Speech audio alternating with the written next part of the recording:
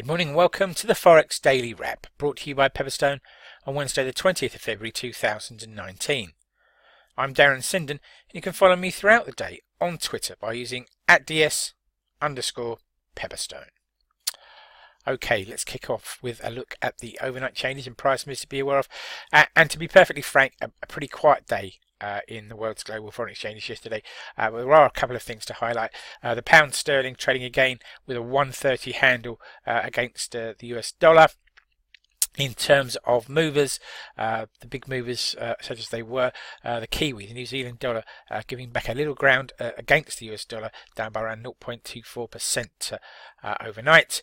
The dollar put on 0.2% against the Japanese yen, trading at 110.83 shortly before we recorded the video, and the dollar lost ground against the Chinese yuan, with the yuan gaining 0.27%. Obviously, trade talks are still ongoing here between the US and China, but that March 1st deadline creeping ever closer, of course.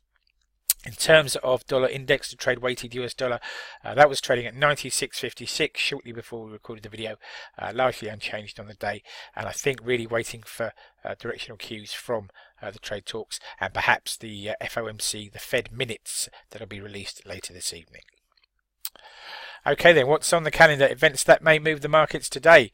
Well, we've already had some wage price index data out of Australia that came out at 12:30 this morning GMT time, and we'll look at that in a bit more detail momentarily. To come at 7 a.m. we shall have producer price index data for January out of Germany. Of course, PPI or producer price index data is effectively factory gate inflation. It'll be interesting to see how the input prices into German industry have changed over the month of January.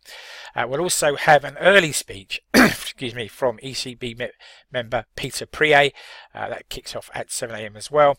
And then at 8:15 GMT, we'll have industrial production data for the fourth quarter out of Switzerland.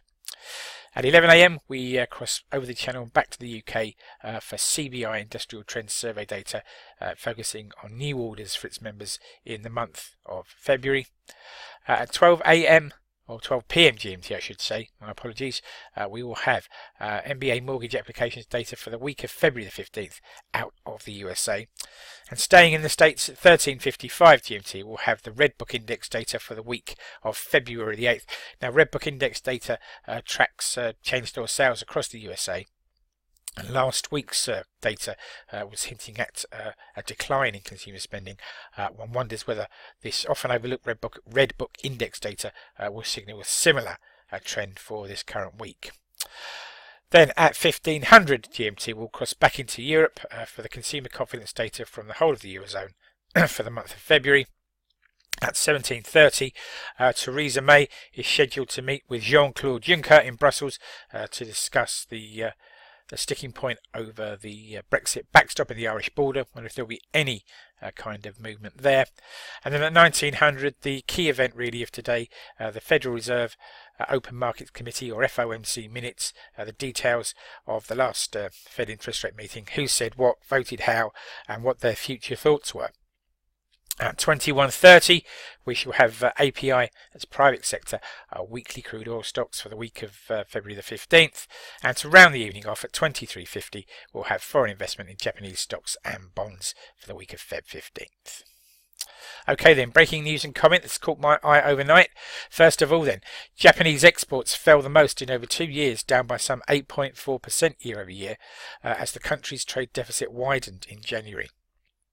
Staying in Asia Pacific, wages in Australia grew by 2.3% for the second quarter in a row. Q4 2018 data matched the change seen in Q3. Public sector and telecoms wages in the country grew at an even quicker pace during that period. And South African Finance Minister Tito Mboweni will announce the country's budget today. A large budget deficit and state guarantees to an indebted power generator, Eskom, are among the big issues that traders will look for action on from the minister. Okay then, food for thought and something to take away with you into the trading day and beyond, and why not think about this? I'm going to ask the question, is this the future path of US interest rates?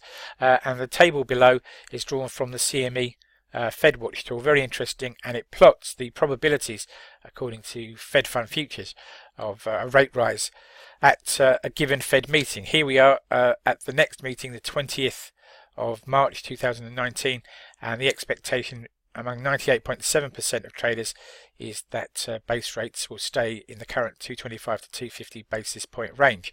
As you can see, we move down the meetings. There's still a very high probability that rates won't deviate from the current level, even out to November this year.